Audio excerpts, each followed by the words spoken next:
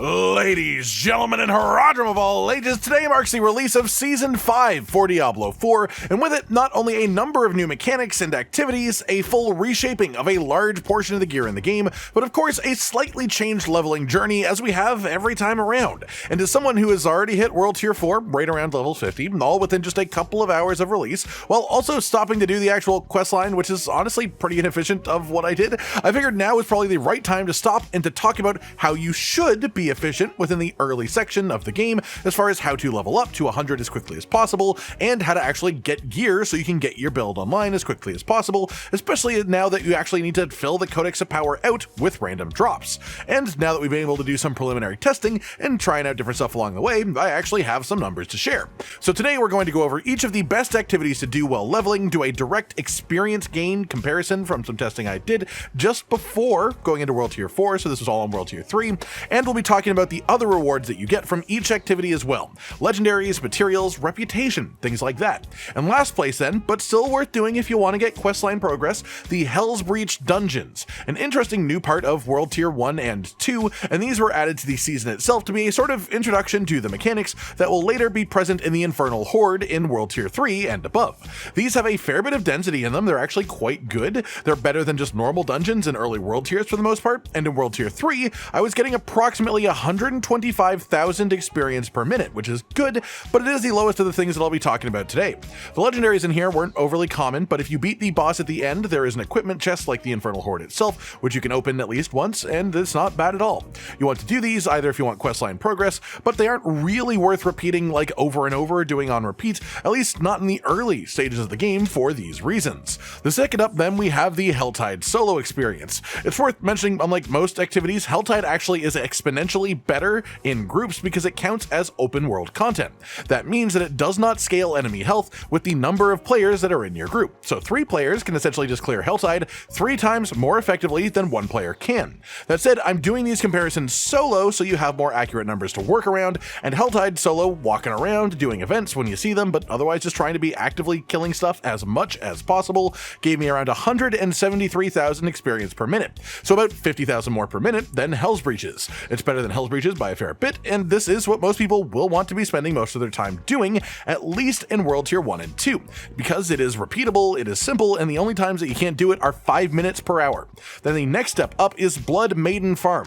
It's early days, so it's actually quite rare that you get to spawn these on repeat right now, but the XP per minute of doing this event and the gear rewards too at the end are super valuable, with it being around 265,000 experience per minute while the event is active, so the best of the activities so far, but having the limitation of Baneful Hearts blocking its spawn, which just are less plentiful than they were last season. Then we have the best one, which is the Infernal Horde itself, the new activity, the wave clearing game mode, and it honestly makes sense because all the enemies come to you constantly. This new activity is only in World Tier 3 and above. The density in here is ridiculous, it's way better than it even was on the PTR. Each tier of this activity has higher level monsters, so more XP gain, and better rewards at the end too. But the very first Tier 1 compass that you can get in World Tier 3 super early on was just under 8 minutes of clearing for me to get through the whole thing, but nearly 3 million experience, 2 full levels, for an average of 375,000 experience per minute, higher than even Blood Maidens gave me. Obviously, compasses for this activity are a limited commodity as well, but essentially you want to use these if you get them, especially as the World Tier 3 ones are locked to World Tier 3 anyway, so they won't really help you out once you get into World Tier 4. And the rewards at the end of this are also just a ton of gear or mats or gold, anything of your choice, which is actually quite useful too. Then the final actual activity that I do really want to just sort of stop and mention is the questline that unlocks Infernal Hordes to begin with, which you do need to do to access them, and this opens up in World Tier 3.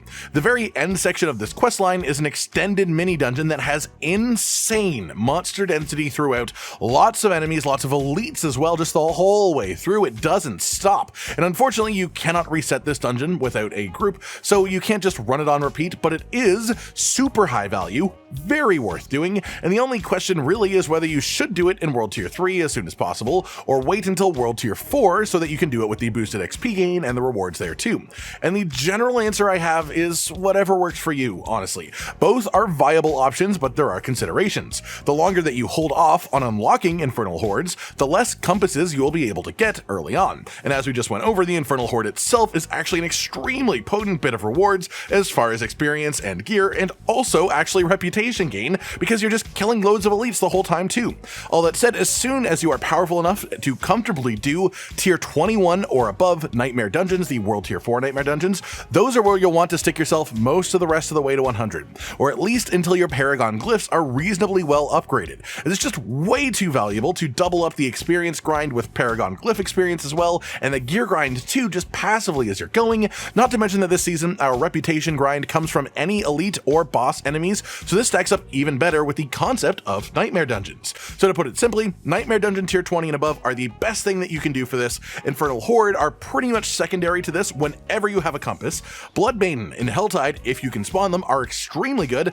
Otherwise, the best thing that you can do is just regular Helltide farming, especially World Tier 1 and 2, even solo. It's just better than farming the Hellsbreach Dungeons, unfortunately, so just don't bother with them too much, at least as far as efficiency goes. And then finally, one last sort of little tip that will actually probably have a fairly large impact. The developers unintentionally did not reset tempering manuals when the season change happened. This means that we have all of the manuals that we had last season, everything you collected last season. If you are still early level, the best way to take advantage of this is to use the Elemental Surge tempering manual on all of your weapon slots to give you lucky hit chance to apply flat damage. If you had the legendary manual, this hits for thousands of damage on every proc, which is very minor in World Tier 4, sure, but when you can put this on your weapons at basically level 1, you will see things start to get annihilated every time you get a proc with the lucky hit chance on these, especially if you build around it and just build yourself 4 lucky hit chance, which honestly, it's worth doing, especially early in the game, because again, flat damage is so ridiculous at this early level if you have the legendary Elemental Surge tempering manual. That's been a massive change to our leveling journey for the first time at least of the season, because you could obviously do this with ults before, and honestly, it's crazy that this made it through, that they accidentally let this happen. Especially, it is worth saying that you should use it because, well, the developers have already confirmed this is not going to be patched out. It was a mistake and it won't be this way next season, but because it was there at the start of the season and players were using it, they're just going to let everyone do it for the rest of the season. It would be too weird to sort of cut it off and have people be upset that they missed it, stuff like that. So you just should absolutely be using it this season because it's available for everyone. Use Elemental Surge on your low level characters. That pretty much does it for today then, everyone. I'll be back personally to talk about reputation farming tomorrow because that gives you so many good rewards this season. But of course, we will have a lot of videos going up relating to the new season and builds and classes and all that stuff over the next few days and weeks. Like if you liked the video, subscribe to the notification bell for more, and most importantly, ladies and gentlemen, until next time, stay sweet. Josh, Cotton, and Hollow with the videos, dropping the humor like a hammer on your tippy toes, bringing entertainment on a daily arrangement to take our insanity and turn it into entertainment. Yes, I said entertainment twice, to reiterate that it is nice to look into your faces on a mostly daily basis when you let us in your homes to make the whole world a stage.